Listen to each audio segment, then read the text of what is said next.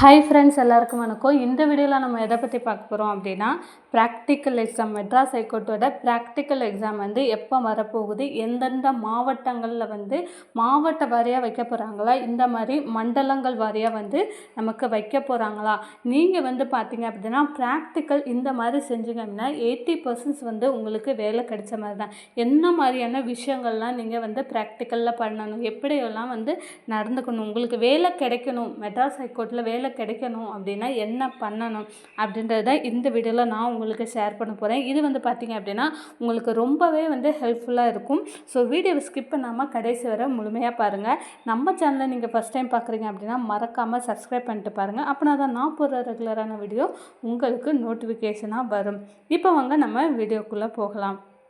அதாவது Madras ஹைகோர்ட்டோட certificate verifications பார்த்தீங்க அப்படின்னா கடந்த வாரத்தில் நடந்தது. அதாவது சர்டிஃபிகேட் வெரிஃபிகேஷன்ஸ் ஆல்மோஸ்ட் முடிஞ்சு போச்சு. இதில் நிறைய பேருக்கு பெனிஃபிட். அதாவது இப்போ சர்டிஃபிகேட் வெரிஃபிகேஷன்ஸ் போன எல்லாருக்குமே பார்த்தீங்க அப்படின்னா ரொம்பவே பெனிஃபிட். ஏன்னு பார்த்தீங்க அப்படின்னா நிறைய பேர் இந்த சர்டிஃபிகேட் வெரிஃபிகேஷன்ஸ்க்கு வராமல் விட்டுட்டாங்க. ஏன்னு பார்த்தீங்கன்னா ஒரு 500 பேர் அப்படின்ற பட்சத்தில் அதில் 200 பேர் பார்த்தீங்க அப்படின்னா சர்டிஃபிகேட் வெரிஃபிகேஷன்ஸ்க்கே வரல.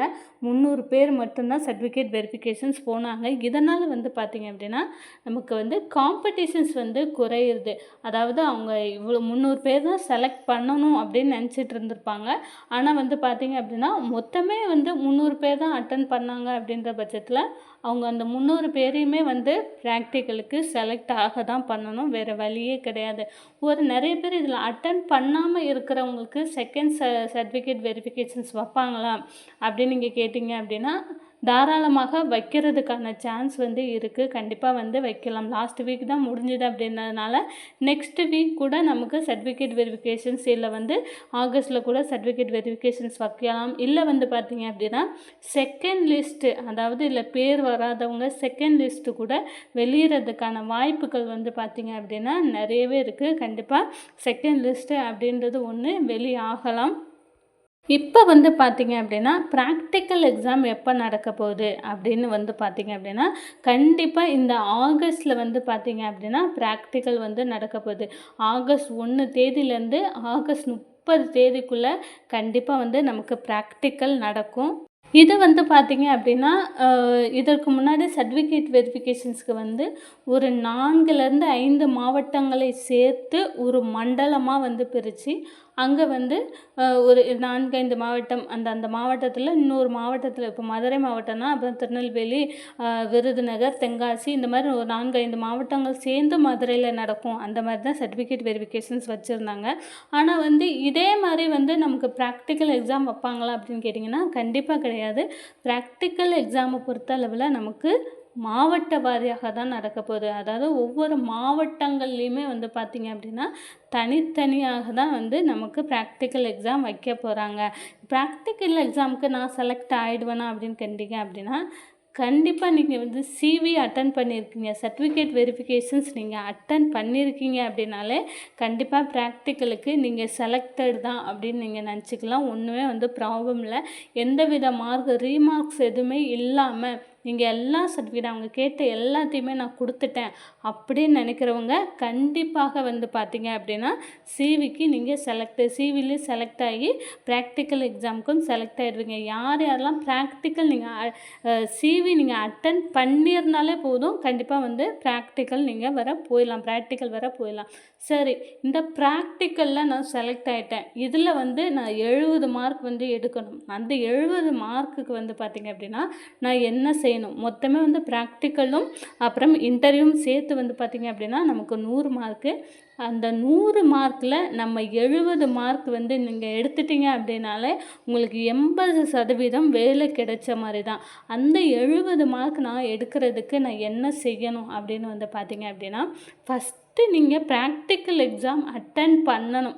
அதாவது இந்த சர்டிஃபிகேட் வெரிஃபிகேஷன்ஸ் மாதிரி வந்து விட்டுடாதீங்க.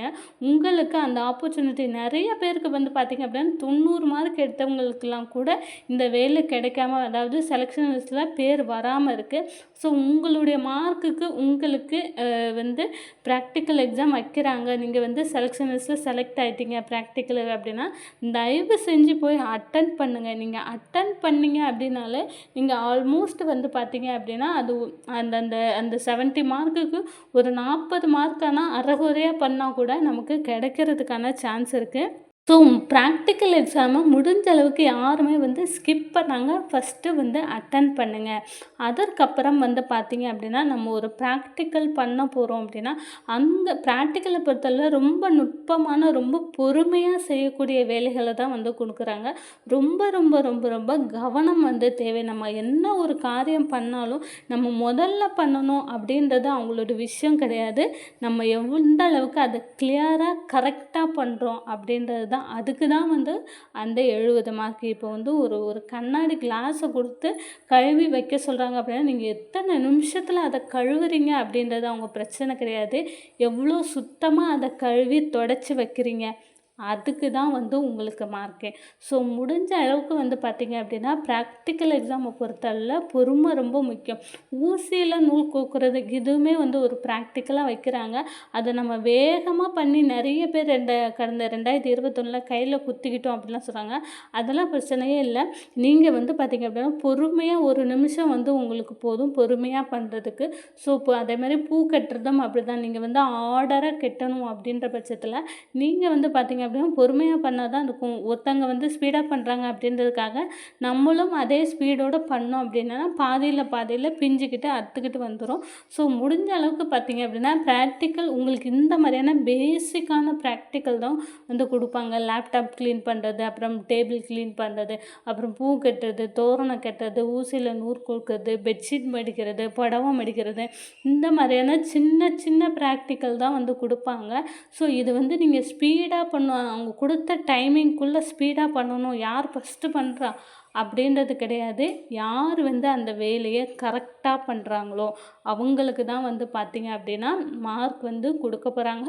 ஸோ நீங்கள் 70 மார்க் நீங்கள் அதில் எடுக்கணும் அப்படின்னா நீங்கள் செய்கிற வேலையை நீட்டாகவும் பொறுமையாகவும் கரெக்டாக பண்ணிங்க அப்படின்னா உங்களுக்கு அந்த 70 மார்க்கு அப்படின்றது ஈஸியாக வந்து கிடைக்கிறதுக்கான சான்ஸ் இருக்குது. ஸோ யாருமே வந்து பார்த்திங்க அப்படின்னா ப்ராக்டிக்கல் எக்ஸாமை மிஸ் பண்ணிடாதீங்க. நான் சொன்ன இந்த மாவட்ட வாரியாக ஒவ்வொரு மாவட்டத்துக்கும் பார்த்திங்க அப்படின்னா அந்தந்த ஹைகோர்ட்டில் தான் வந்து ப்ராக்டிக்கல் எக்ஸாம் வந்து நடக்கப்படும். ஒரே தெரியாக வந்து பார்த்திங்க அப்படின்னா மெட்ராஸ் ஹைகோர்ட்லேயோ இல்லை வந்து 8 மாவட்டங்களை சேர்த்து ஒரு மண்டலத்துலேயோ வந்து பார்த்திங்க அப்படின்னா நடக்காது. அந்தந்த மாவட்டங்களில் தான் வந்து நடக்க போது. முடிஞ்ச அளவுக்கு பார்த்தீங்க அப்படின்னா கண்டிப்பாக வந்து நீங்கள் ப்ராக்டிக்கல் எக்ஸாம் அட்டன் பண்ணிங்க அப்படின்னாலே நீங்கள் வந்து 80% உங்களுக்கு வேலை கிடைச்ச மாதிரி தான். அதுக்கப்புறம் பார்த்தீங்க அப்படின்னா இன்டர்வியூ பொறுத்தளவுமே நமக்கு ஈஸியாக தான் வந்து இன்டர்வியூ கேட்க போகிறாங்க. ஸோ இதுலேயும் இப்போ ரிட்டன் எக்ஸாம்லேயும் வந்து நீங்கள் ப்ராக்டிக்கலையும் நீங்கள் செலக்ட் ஆகிட்டீங்க அப்படின்னா அதுக்கப்புறம் வந்து பார்த்தீங்க அப்படின்னா அந்த 30 மார்க்கு தான். அதில் வந்து நம்ம ஈஸியாகவே மார்க் எடுத்துடலாம். ஸோ இந்த வீடியோ உங்களுக்கு பிடிச்சிருந்தா நம்மளோட சேனலை வந்து மறக்காமல் சப்ஸ்கிரைப் பண்ணுங்கள். தேங்க்யூ.